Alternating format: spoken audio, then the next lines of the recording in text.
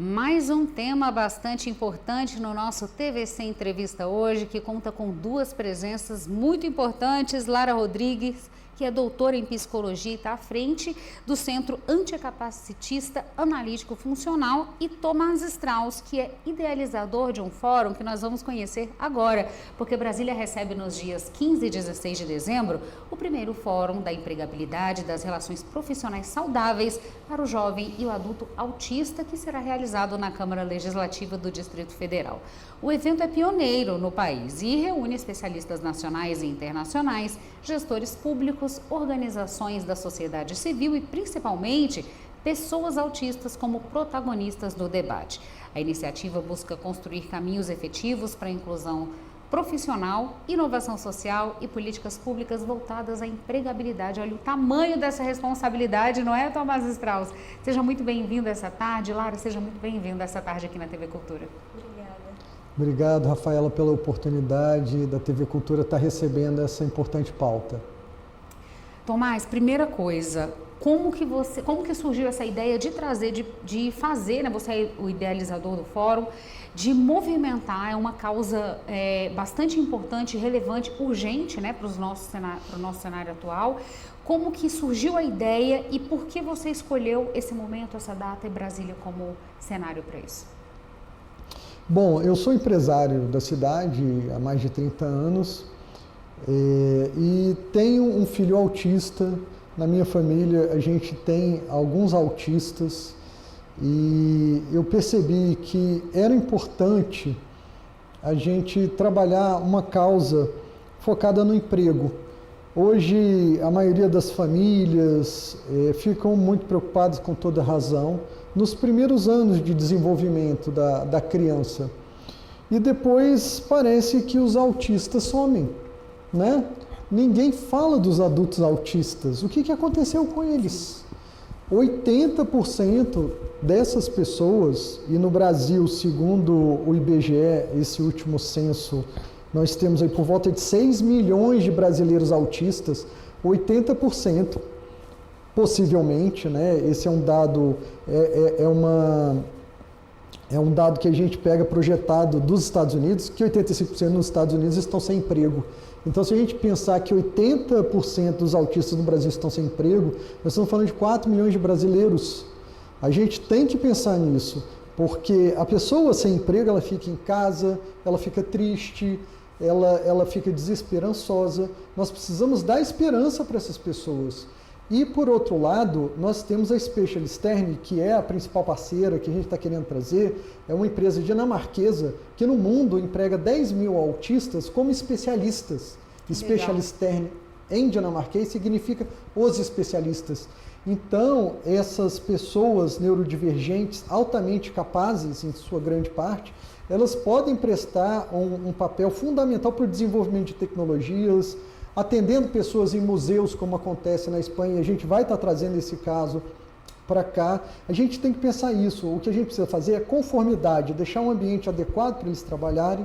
E aí nada melhor, né, do que trazer uma doutora que também é autista, né, uma doutora em psicologia, trabalha com anticapacitismo, com a inclusão dessas pessoas para esse trabalho, junto com outro grupo de trabalho ainda maior que está, né, apoiando a doutora Lara. Que legal, viu, tê-la aqui, viu, Lara? Obrigada mesmo pela presença. E eu já começo passando uma batata quente para sua mão, porque eu quero saber o que você considera como o desafio mais urgente para essa pauta, considerando que você é uma doutora autista, né? Que teve esse protagonismo, que conseguiu alcançar níveis que outros ainda não conseguiram. Então, assim, acho que o primeiro passo, que é muito do que eu faço no meu trabalho, né, é fazer o letramento sobre neurodivergências. O que significa isso, né? É justamente a gente trazer o conhecimento sobre o que a gente está discutindo na atualidade, do que é ser autista. Eu mesma fui diagnosticada tardiamente, porque por eu ser mulher, por eu ter um padrão de manifestação dos critérios diagnósticos diferentes, muitas pessoas olham para mim e falam, mas você nem parece autista, né? Mas, por exemplo, aqui, para eu ficar aqui, eu preciso me movimentar, né? Enquanto vocês conseguem ficar quietos, porque eu tenho um diagnóstico triplo, né? Autismo, TDAH e altas habilidades. Então, pensar essa discussão sobre o que são essas características, como é que são essas manifestações, entendendo outras variáveis, por exemplo, né, a identidade de gênero, a orientação, raça, etnia, classe. Eu preciso entender esses outros determinantes também para poder pensar como é que é essa experiência de ser autista, né? Então, o primeiro passo é esse letramento sobre o que é a neurodivergência e como a gente entende hoje a partir de uma perspectiva social da deficiência, né? E trazer isso para a comunidade, né? Divulgar isso para os mais diversos espaços, porque a partir disso qualquer espaço pode fazer e trazer uma prática anticapacitista, que a gente chama, que é justamente que combate o anticapacitismo, combate o preconceito contra pessoas com deficiência, pessoas que estão à margem das normas de corpos e mentes, né? Então, como que a gente tem que operar no mundo, né? Então, acho que esse é o principal, assim, o primeiro passo para qualquer espaço, qualquer instituição, qualquer pessoa, né? Isso vale para todo mundo. Excelente. Tomás, e como que você pensou a participação ativa, trazer de fato os autistas para a participação ativa nesse fórum? Como que vai funcionar? Então, nós temos já uma doutora nos orientando sobre o Manual de Boas Práticas. Nós vamos ter um painel, e aí estamos trazendo essa empresa dinamarquesa, que hoje está em 26 países. No Brasil, emprega 1.000 pessoas, e 1.000 pessoas autistas em empregos de alta relevância, em bancos, em grandes instituições. Nós vamos fazer painéis onde eles vão trazer essa experiência exitosa. Nós estamos em Brasília, então a gente quer aplicar a oportunidade que é o serviço público, e no serviço público nós temos muitos autistas. Até um autista servidor me falou outro dia, olha, é muito fácil para o autista ser servidor público porque não tem entrevista de emprego de uma forma geral. E a gente é bom em fazer prova, então a gente se dá bem na prova, e essas nossas características que talvez fossem ser reprovadas numa entrevista de emprego não existe no serviço público. Mas nós temos que olhar depois que essas pessoas passam também, porque muitas não conseguem se adequar ao ambiente de trabalho. O ambiente de trabalho pode não estar preparado para elas, e aí elas também entram em depressão, pedem afastamento, o que se torna um prejuízo para nós contribuintes, para o governo e para as próprias pessoas, né? Porque elas querem ser produtivas, claro. Elas não só querem passar no concurso público, elas querem poder trabalhar. Então, como é que a gente está fazendo isso? Temos a Lara, temos um painel só com servidores autistas. Então nós vamos escutar um policial rodoviário federal que fez uma enquete na Polícia Rodoviária Federal e 40 policiais já se disseram autistas, 250 policiais pais de autistas. A gente sabe que muitas vezes existe uma correlação familiar. Se você tem um autista na família, você possivelmente tem mais de um. Então, essas pessoas vão estar com a voz, nos contando como é que são esses desafios do dia a dia, do serviço público. Vamos trazer um autista que passou no concurso público, mas não conseguiu permanecer por conta de barreiras. E a nossa vontade agora é trabalhar propositivamente para criarmos ambiente. O serviço público é um ambiente também muito bom para você conseguir implementar essas novas práticas, para que as pessoas possam se sentir bem, e o serviço público pode ser esse exemplo para que a gente possa empregar essas pessoas todas que estão desempregadas.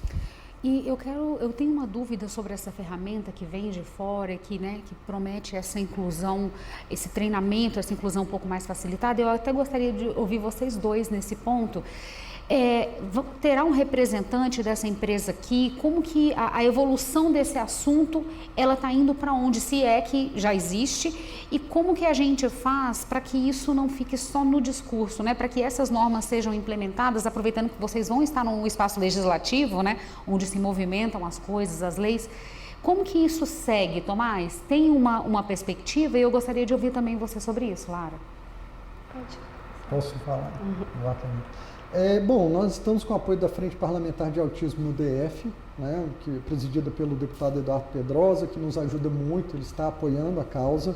Ele fez uma lei de 2023 regulamentando a questão do acesso e do dia a dia de trabalho do profissional autista, mas a gente precisa fazer, na verdade, são normas, e aí eu acho que a segunda etapa é convidar o governo do Distrito Federal, convidar o governo federal para criarmos práticas de boa convivência e boa produtividade desse profissional autista.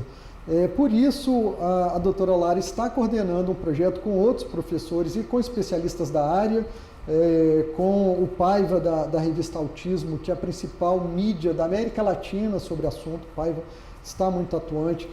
Nós descobrimos doutores em outros lugares, como na Unipampa, na Unip, professores que já fizeram um material e nos cederam para que a gente possa implementar. Então, nós vamos ter um manual.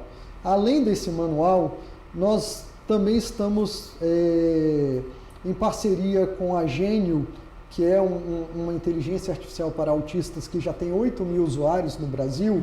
Eles vão criar o Gênio RH. Então, essa inteligência artificial ela vai poder conversar com pessoas de gestão de pessoas, com pessoas autistas, com interessados, com colegas de trabalho, as boas práticas, para que a gente tenha um ambiente mais inclusivo, mais diverso e mais produtivo. Porque em muitas áreas o autista ele tem excelência. Programação, entendimento de história, entendimento de detalhes. É da natureza do autista uma série de características muito louváveis do ser humano, como por exemplo a honestidade. Dificilmente você vai ter, porque não é da natureza do autista ser desonesto. Então nós temos que aproveitar esses talentos, né, e inseri-los no mercado. Para encerrar? Essa iniciativa de pensar um manual, né, de boas práticas, assim, e relacionando com aquilo que eu falei do letramento, a partir de uma perspectiva de letramento das neurodivergências, entendendo como a gente funciona, de fato a gente consegue elaborar suportes para a gente enfrentar as barreiras sociais, porque a gente entende que as barreiras estão no nosso contexto, né? E que isso significa que o contexto ele não está preparado, seja de uma forma ingênua, seja de uma forma proposital, mas o contexto ele não está preparado para corpos e mentes divergentes. Então, o que a gente está batalhando agora, principalmente com esse manual, é mostrar que não só é possível, como que ainda pode ser muito interessante até para essas instituições elas começarem a pensar nessa empregabilidade de pessoas autistas a partir dessas suas características e dando suportes adequados, né, para cada nível e cada necessidade específica de cada um, para que essas pessoas consigam estar nesses espaços. Perfeita colocação, Lara. E tem participação pública ainda? É possível, Tomás? Participação pública no fórum? Sim, nós ainda estamos com inscrição tanto para o online quanto para o presencial. Quem quiser, o evento é gratuito na Câmara Legislativa. A partir da segunda-feira, segunda e terça, estaremos na Câmara debatendo isso. Rafaela, eu só quero pedir também um segundinho para agradecer à Fundação de Apoio à Pesquisa, claro, que é uma fundação aqui do GDF, que nos apoia. Graças ao apoio da Fundação, todo esse evento pôde ser realizado, e também de todos os outros entes, da Frente Parlamentar do Autismo no DF, de todas as entidades que compõem esse grupo de representantes do autismo, da revista Autismo também, que é uma mídia nacional, está nos apoiando com diversos conteúdos, e tantos outros que estão aí em prol para fazer isso funcionar realmente. Excelente, eu agradeço muito Tomás Strauss, que é o idealizador do fórum, e nossa doutora Lara Rodrigues, doutora em psicologia. Eu agradeço muito a participação de vocês, a importância, né, de vocês estarem à frente de um tema tão urgente como esse, tão necessário, e digo que as portas da TV Cultura vão estar sempre abertas para projetos como esse.